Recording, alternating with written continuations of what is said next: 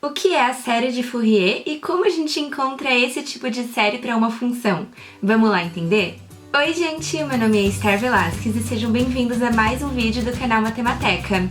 Nessa aula a gente vai falar sobre série de Fourier, entendendo o que é esse tipo de série e como a gente encontra os coeficientes e a série em si, tá bom? Então antes de começar, já curte aí embaixo, se inscreve no canal e vamos lá!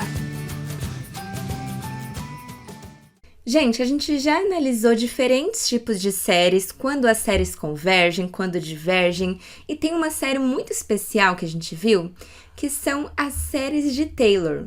Por que essa série era tão especial assim? Por que ela ajudava tanto a gente? Porque esse tipo de série permitia que a gente escrevesse funções, às vezes até funções muito complexas, como a soma de termos mais amigáveis, termos que a gente consegue visualizar melhor ali. Então, nas aulas sobre séries de Taylor, o que a gente fazia era pegar uma função que estava escrita assim, por exemplo, f de x igual 2 sobre 1 menos x, e ao invés de escrever essa função como a lei dela, a gente escrevia essa função como a soma de infinitos termos. Só que esses termos eram termos bem amigáveis, bem tranquilos de a gente trabalhar. Então, por isso a série de Taylor foi tão especial pra gente, porque ela facilitava a lei das nossas funções. A gente conseguia representar as nossas funções f de x em outro formato que não alterava a função, continuava sendo a mesma função, mas dependendo do caso, ficava algo muito mais amigável pra gente, não era? Então, esse é o primeiro conceito que eu quero que você relembre aqui, que algumas funções podem ser escritas no formato de séries, e dependendo da função que a gente tem, a forma como a gente escreve ela aqui nessa série é uma forma muito mais simples de visualizar essa mesma função, é uma forma que consegue facilitar o nosso trabalho com aquela função ali. Então, a gente vai conseguir fazer isso para algumas funções, escrever funções no formato de série. Agora, para a gente começar a falar sobre séries de Fourier, eu quero que você imagine o seguinte: você tem que fazer uma determinada receita de um ovo de Páscoa, por exemplo, e nessa receita você vai usar 4 tipos diferentes de chocolate, cada uma com uma quantidade de cacau. O primeiro chocolate vai usar 20% de cacau, no segundo tem 40%, o terceiro tem 60% e o quarto chocolate tem 80% de cacau. No final, o seu ovo vai ficar assim, ó. Parece que é tudo um chocolate só, porque você misturou tudo, ficou tudo homogêneo aqui. Olhando para o ovo, você não consegue diferenciar, tem tanto do 20%, tem tanto de 40%. Não dá para diferenciar olhando o ovo como um todo, né? Mas como foi você que fez a receita, você sabe o que aconteceu aqui. Você sabe qual quantidade você usou de cada chocolate.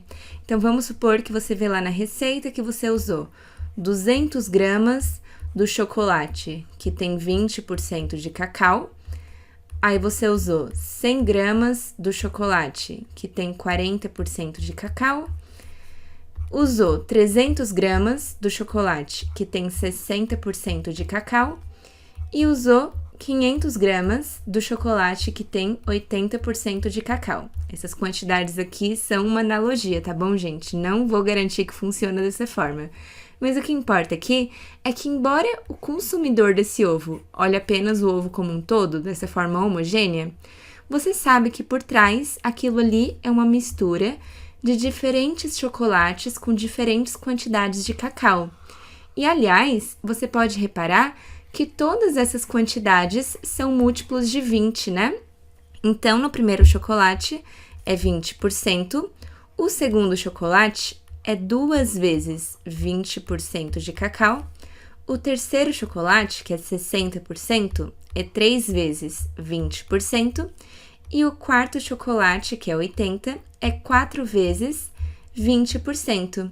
Então, repara que você conseguiu decompor o seu ovo na soma de diferentes chocolates que você usou para fabricar esse chocolatão aqui. Então, você consegue decompor o ovo na soma de diferentes quantidades. Ó, a quantidade de 20% tem 200, a de 40 tem 100, a de 60 tem 300 e a de 80 tem 500. Então, cada quantidade de chocolate tem um coeficiente que está aqui multiplicando. A quantidade de 20% tem esse coeficiente. A quantidade de 40% tem esse, e cada uma tem o seu coeficiente. E se perguntarem, quantos gramas você colocou do chocolate 90% de cacau? Bom, lá na sua receita não tem chocolate 90%, né? Então, o coeficiente do chocolate de 90% cacau é 0, né? Você não colocou esse chocolate. Então, o que importa aqui, que vai ajudar a gente a entender a série de Fourier, é que você pegou um chocolate que estava homogêneo ali e decompôs na soma de diferentes quantidades de chocolate. Então, agora sim, vamos falar sobre quem é o Fourier e o que ele descobriu sobre séries. Qual é a relação disso com o chocolate que a gente acabou de ver. Então, Fourier, que é esse moço aqui, por volta de 1800, 1807, ele estava com o objetivo de estudar a condução de calor em uma placa metálica. Então, imagina que isso aqui é uma placa metálica, você pegou ali essa placa e aqueceu ela, colocou ali em um ambiente com temperatura alta. O que o Fourier queria era estudar a propagação do calor ao longo dessa placa metálica. E ele descobriu o seguinte, essa propagação se dava através de ondas. E a forma mais simples de a gente escrever, de a gente olhar uma onda, é olhar através de senoides, né? Então, é a forma mais simples que a gente tem de uma onda periódica. E através disso, ele conseguiu estudar como o calor estava se propagando nessa placa metálica, e isso levou ele a uma descoberta. Ele percebeu que funções periódicas, então funções que se repetem com um determinado período, podem ser decompostas em séries trigonométricas, ou seja, essas funções periódicas podem ser escritas como a soma de senos e cossenos. Então, ao invés de você escrever a função periódica toda confusa ali, você vai simplesmente escrever essa mesma função como uma soma de termos que envolvem cossenos e senos, que fica muito mais simples, né? Fica muito mais amigável para a gente olhar para o seno e para o cosseno do que para uma função mais complexa. Então, o que o Fourier descobriu é que se você tem uma função periódica, você pode escrever ela da seguinte forma: um coeficiente a 0 sobre 2, mais a soma de 1 até infinito dessa soma de senos e cossenos. Mas quem são esses termos que aparecem aqui dentro dessa série? O A0, AN e BN são termos que a gente vai aprender a calcular. São os coeficientes de Fourier. Assim como o chocolate tinha coeficientes aqui atrás, multiplicando cada quantidade, aqui também a gente vai ter coeficientes multiplicando cada seno e cada cosseno. E o L, ele vem do período da função. Então, voltando aqui à definição, ele demonstrou que funções periódicas podem ser escritas como essa série aqui. Assim como acontecia lá na série de Taylor, que uma função era escrita como uma série, aqui também a gente escreve uma função no formato de uma série.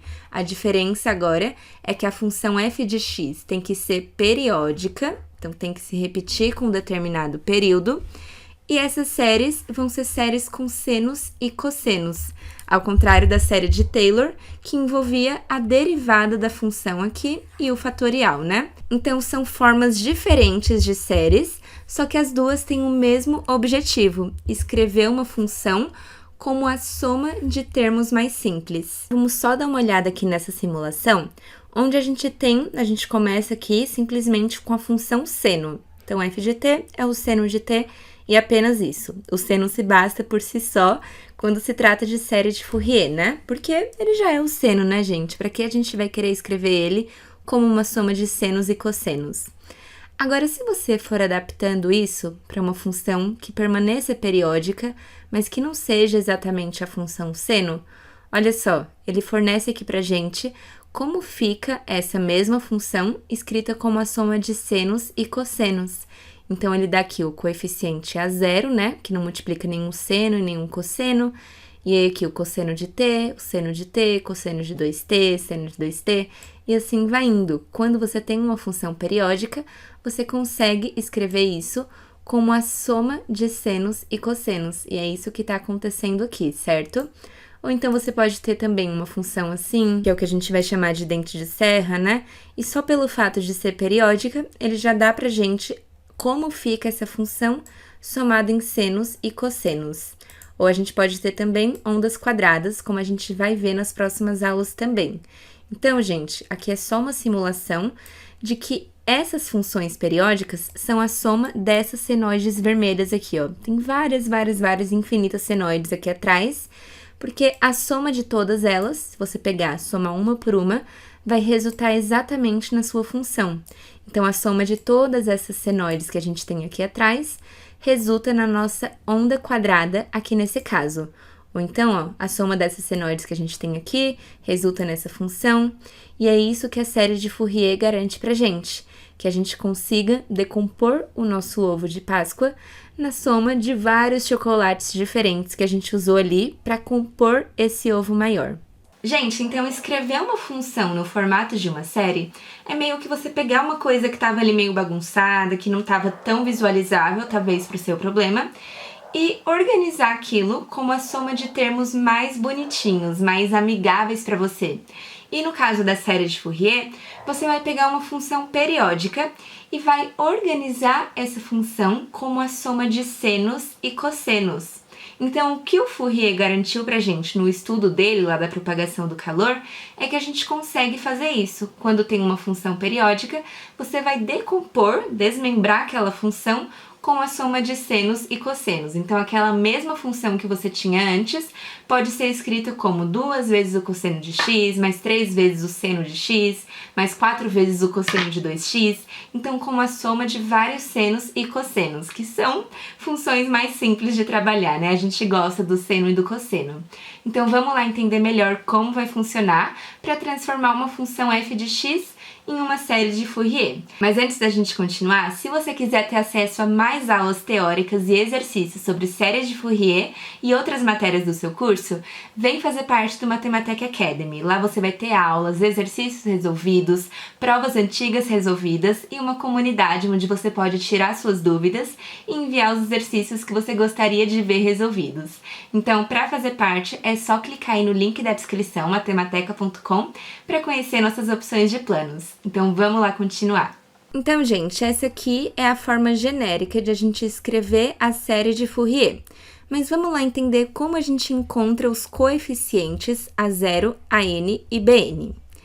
Então, além de gravar essa formulazinha da série de Fourier, você também precisa gravar como encontrar o AN e como encontrar o BN. Eu sei que parece muito assustador, parece algo impossível, até porque envolve uma integral e depois envolve uma soma, mas com a prática eu garanto que você vai pegar essas expressõezinhas e vai sair automaticamente daqui a pouco, tá bom? Então, como vai funcionar? Quando você tem uma função f de x que você quer escrever no formato da série de Fourier, a primeira coisa que você vai fazer é encontrar os coeficientes AN e BN, sendo que o L vai ser metade do seu período. Então, dependendo do caso, você vai integrar de menos L até L, ou em alguns casos, que a gente vai analisar nos exercícios, pode ficar tranquilo, vai compensar mais você integrar de 0 até o valor do seu período mesmo, de 0 até 2L. Então, vai depender muito de como tá a sua função ali. Se ela tá simétrica em relação ao eixo vertical, ou se o período dela tá começando em 0 aqui e não tá simétrica, vai depender muito, mas a gente vai analisar tudo isso.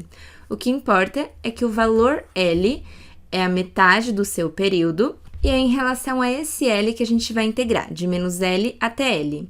Então, a diferença entre o AN e o BN é que a gente muda de cosseno para seno. No AN a gente calcula com cosseno e no BN a gente calcula com seno. Então, são essas expressões que a gente vai usar para encontrar os coeficientes da série de Fourier. Aí você fala, ué, mas ficou faltando o A0, né? Gente, o A0 é exatamente o AN, só que quando o AN vale 0. Então, o A0 vai ser 1 sobre L vezes a integral de menos L até L da função f de x vezes o cosseno de 0, porque o n aqui está valendo 0, e o cosseno de 0 vale 1. Então, para encontrar o a0, você vai simplesmente fazer 1 sobre L vezes a integral da função f de x. Então, vamos fazer um exemplo aqui. A gente quer escrever essa função f de x como uma série de Fourier. Então, a gente quer sair do formato f de x como umzão e quer escrever essa mesma função como a soma de senos e cossenos. Então, vamos ver aqui como essa função se comporta. Ela vale 1 para x entre menos 1 e 0, e ela vale 0 para x entre 0 e 1. E aí, ele fala para a gente que f de x mais 2 é igual a f de x, o que quer dizer que a função é periódica com período 2. Então, ó, entre menos 1 e 0, aqui nesse intervalo, nossa função vale 1. Então, é algo assim, né? Tá valendo sempre 1 aqui nesse intervalo. E entre 0 e 1, ela vale 0. Então, ela desce aqui e começa a valer 0 para x entre 0 e 1. Só que quando ele fala que f de x mais 2 é igual a f de x, isso quer dizer o seguinte: em menos 1 mais 2, a função vai valer a mesma coisa que valia aqui em menos 1. Ou seja, menos 1 mais 2 é 1, então aqui em 1 ela vai ter o mesmo comportamento. Em 0 mais 2, que é 2, ela vai ter o mesmo comportamento que ela tinha no 0. Então, ela volta aqui para baixo nesse valor. Então, a nossa função tem esse comportamento, ó. Primeiro ela fica no 1, depois no 0, aí volta para o 1, aí volta para o 0. É uma função periódica com período 2. A cada 2 amostras, o que estava acontecendo se repete. Então, vamos lá. Para encontrar a série de Fourier dessa função, primeiro, a gente precisa garantir que ela é uma função periódica, né? E isso a gente já sabe que é. O período da nossa função é igual a 2, está se repetindo a cada 2 amostras. Então, agora, para encontrar a série de Fourier, falta a gente encontrar quem é a 0, quem é a n e quem é bn para essa série. Lembrando que o L que a gente vai usar é o período dividido por 2, que vai dar 1. Então, vamos começar encontrando o a0 para a série de Fourier dessa função. O a0 vai ser 1 sobre L, só que o L a gente encontrou que vale 1, vezes a integral de menos L até L da função f de x. Só que entre menos 1 e 1, que é onde a gente está integrando, a nossa função f de x muda de comportamento, né? Entre menos 1 e 0, ela está valendo 1, e entre 0 e 1, ela está valendo 0. Então, vamos separar isso em duas integrais, já que a nossa função está mudando o comportamento ali. Entre menos 1 e 0, a função está valendo 1, então a gente vai integrar o 1. E entre 0 e 1, a função vale 0, então fica a integral de 0. Então, o nosso a0 vai ser 1 vezes a integral de menos 1 até 0 de 1 dx. Por quê? Aqui vai zerar de qualquer forma, né? A integral de 0 é 0. Então, quem é a integral de 1? A primitiva de 1 em relação a x é o próprio x. E aí, a gente calcula isso de x igual a menos 1 até x igual a 0. E aí, agora, é só substituir os limites de integração. Substituindo x por 0, vai ficar 0 aqui dentro, né? E substituindo x por menos 1, fica menos 1. Então, o a0 é 0 menos menos 1, que vai dar mais 1. Então, a gente já encontrou quem é o coeficiente que vai ficar aqui do lado de fora. O a0 sobre 2, a gente já consegue escrever para essa função aqui. Então, ó, recapitulando, a gente pegou a expressãozinha do a0, né? Que é 1 sobre L vezes a integral de menos L até L, da nossa função f de x.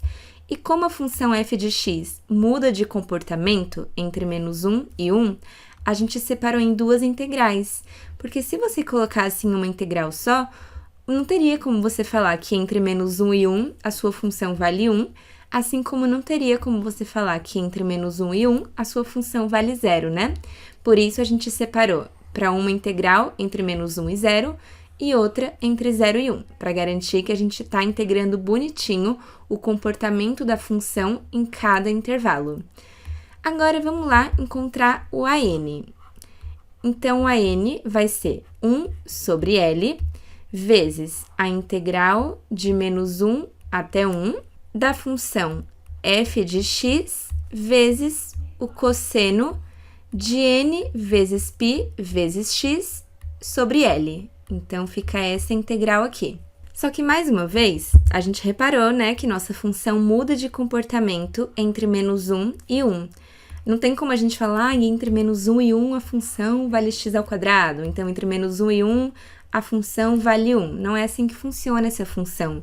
Ela está tendo uma queda aqui no meio do intervalo onde a gente está integrando. A gente vai integrar simplesmente de menos 1 até 0, que é onde a nossa função tem um valor não nulo.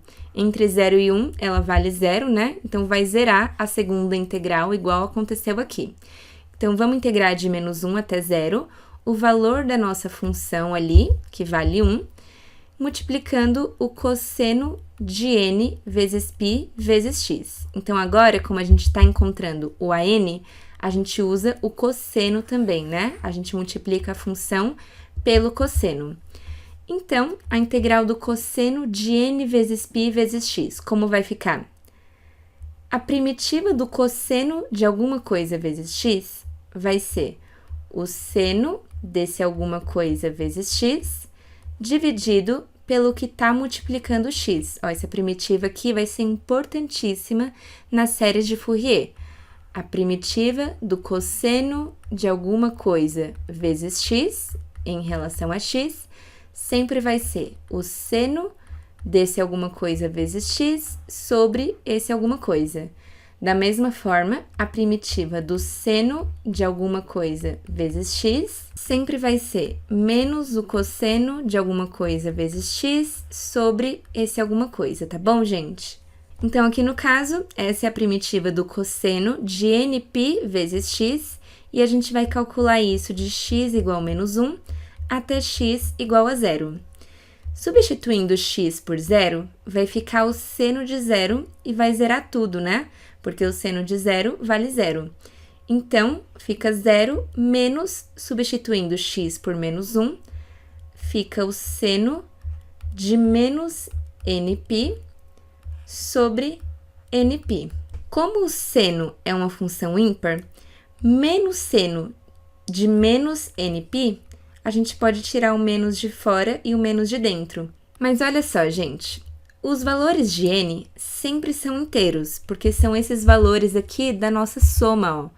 N de 1 até infinito. Então, n é 1, 2, 3, 4 e assim vai indo. São sempre valores inteiros. E aí, uma coisa que pode acontecer, que vai acontecer bastante nas suas séries de Fourier, é aparecer o seno de n vezes π, de n vezes 2π. Que aí você consegue pensar o seguinte, quando n é 1, você dá meia volta no círculo trigonométrico, seno de π, e o seno de π vale 0.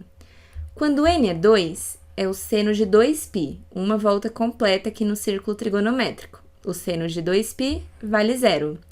Quando n é 3, é o seno de 3π, seno de uma volta e meia. O seno também é 0. Então, o seno de todo múltiplo de π, gente, sempre vai valer 0. Seno de π, 2π, 3π, 4π, sempre vale 0. Então, você já pode dizer que isso aqui vai dar 0. Ou seja, o AN da sua série de Fourier, para esse caso aqui, vai valer 0. A sua função, definida dessa forma aqui, não vai ter coeficientes AN não nulos, tá bom? Ou seja, isso aqui vai sempre zerar, não vai ter cossenos na sua soma. E agora, vamos encontrar os coeficientes Bn. Aí, mesma coisa, 1 sobre L vezes a integral de menos 1 até 1, só que como entre 0 e 1 a nossa função é nula, a gente vai considerar só a integral de menos 1 até 0, que é onde a nossa função é não nula, né? Porque a segunda integral vai zerar mesmo, como a gente viu lá no A0. Então, a integral de menos 1 até 0, do valor da função entre menos 1 e 0, que vale 1, né? Vezes a mesma coisa aqui de cima, só que com seno. Então, o seno de n vezes π vezes x. Então, essa integral vai dar pra gente os coeficientes Bn. Então, a primitiva do seno de nπx, ó, vamos lembrar dessa primitiva aqui, vai ser menos o cosseno de nπx dividido pelo que está multiplicando x, que é n vezes π. E a gente calcula isso de x igual a menos 1 até x igual a 0. Substituindo x por 0, vai ficar menos o cosseno de nπ0, então menos cosseno de 0, sobre nπ. E substituindo x por menos 1, vai ficar menos o cosseno de menos nπ dividido por nπ. O cosseno de 0 sempre vale 1, né? Então, aqui a gente pode escrever menos 1. Aí, aqui, menos com menos vai ficar mais, então a gente já pode colocar um sinal de positivo aqui dentro.